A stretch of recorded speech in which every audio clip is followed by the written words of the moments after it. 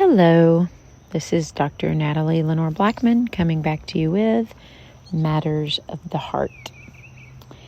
And today I wanted to talk a little bit about true and false refuges. We talked a little bit about this in the spring element. I wanted to go over it again as I was reminded of true and false refuges this week. And a refuge is a place where we run to for safety when things aren't going our way. And it doesn't actually have to be a place. It could be a mindset. One thing I love to do is go into a fantasy world. I can create a world in a millisecond. But it could be a mindset, an escapism type mindset. It could be something that we wouldn't recognize as a false refuge, such as a responsibility. I'm going to go do some work, right? Instead of thinking about this, instead of dealing with this, I'm going to go and just get into work. That's where workaholic mentality comes from. It can feed addiction, such as smoking cigarettes, drinking wine, drinking tequila, whiskey, whatever it is. Anything that brings you that soothing effect. It could be taking prescription drugs. Oh my gosh, I just need a Xanax. I just need, some medication. I need to calm my nerves. And as soon as my nerves are calm, I'll be able to deal with this. That's a false refuge. Okay. So we're learning about false refuges because we want to become aware, and we want to become aware of where we run to when things become difficult. Okay. We're talking about the things that we're going to face in this life, the situations that we will be approached with. I want to say the best is yet to come, but it's not going to look easier, okay? So we're preparing our spirit, our soul, and our body to function at a higher frequency so that when the difficulties come, we are resonating at a higher level and they don't affect us the same way that they affect everyone else in the rest of the world. And I was reminded of this week when I was working with a wonderful dog trainer, McDonald. He's done a lot of studying on the neural connections in dogs and in people, and he just really loves the psyche and understanding the psyche, and he understands quantum, which is why I really enjoy spending time talking to him. And we were rehabbing this German Shepherd that I've rescued that has a lot of impulsivity. And so that just means he kind of gets all over the place. He has a hard time, directing his energy correctly. And we were working on a home base. Okay. We've created what he needed in our actual home, which is a Zen environment, a place where he could feel good frequencies. Okay, so the frequencies haven't been erratic or chaotic or confusing, which will only worsen a dog with behavioral issues. So home base is a dog bed placed in the center of the family room or in an area of the house where the dog can feel safe. It's his own place, and where he's trained not to react while on this place. So not to react to the doorbell, not to react to people walking by. And so we're training him to basically zen out on home base. And as we were working with him on this, I was so easily reminded, right, of the secret place, of the refuge, the true refuge that we have in the Father, where we're under his wing and he protects us under his wing. We're shielded from the chaos, from having to react to anything That is what a true refuge is. That is what the secret place is. That is where we're supposed to be, sitting alone with the Father and doing this work. Becoming aware of our false refuges. Becoming aware of what we run to when we're hurt, when we're wounded. Do we run anywhere? Do we run away in our mind? Or do we live in self-deception where we say we're okay? Oh, it's okay.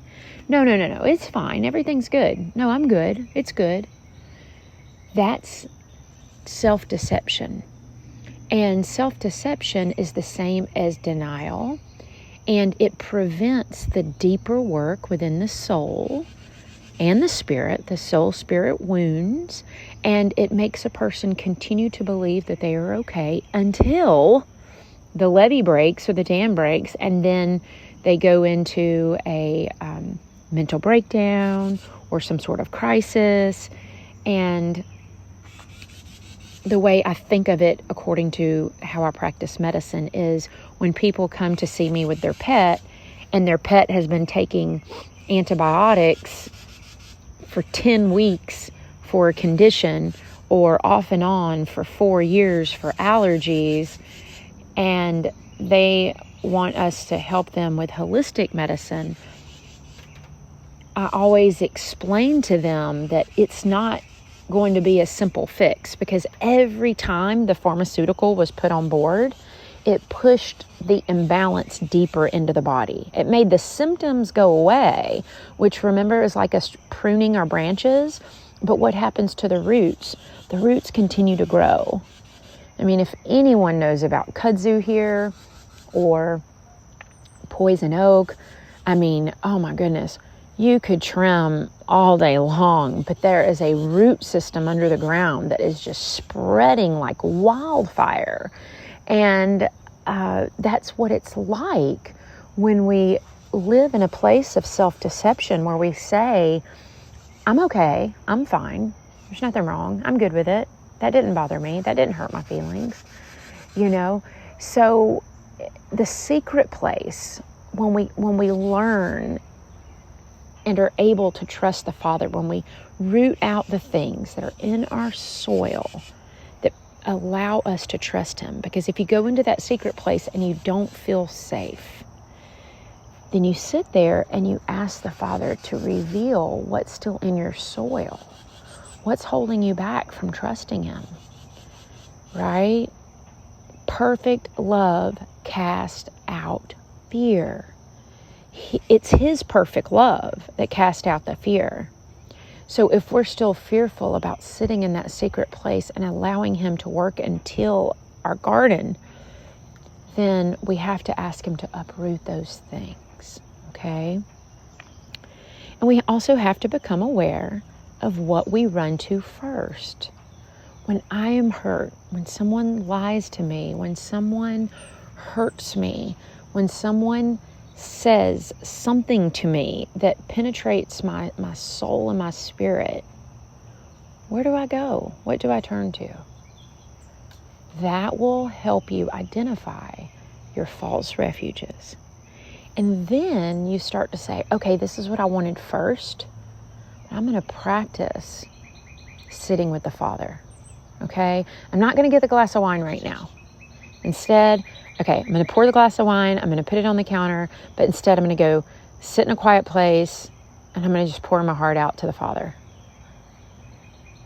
I did that. I mean, I learned to do that, and it was like, instead of my problem still being there the next day after I drank a bottle of wine and I still had my problem, the problem was not only gone, but I was rejuvenated and recharged and made new and refreshed. I wanted to read a scripture to you in Psalms 46, where it says, God is our refuge and our strength. He is a very present help in trouble. Therefore we will not fear, even though the earth be removed, and though the mountains be carried into the midst of the sea, though its waters roar and are troubled, though the mountains shake with its swelling. There is a river whose streams shall make glad the city of God, the holy place of the tabernacle of the Most High. God is in the midst of her. She shall not be moved. God shall help her, just as the break of dawn. The nations raged, and the kingdoms were moved, but he uttered his voice, and the earth melted. The Lord of hosts is with us. The God of Jacob is our refuge. Selah. Pause and think about that. Okay? That is where we want to be. This is where we have to be to do this work. The secret place has a grace and a mercy upon it. The secret place is a harbor, okay? And it's protected from the outside chaos and frequencies and all the other distractions that would pull us away from the Father. He also told me it's the Holy of Holies. And I'll eventually get into some teachings on the tabernacle. But the Holy of Holies was the innermost place within the tabernacle where the Father dwelt. And he's inviting us into that place. Oh, it's such a beautiful place. I want you all to partake in it. I want you all to experience it. I want you to learn how to sit and be healed in the secret place. Be renewed, rejuvenated, restored, refreshed.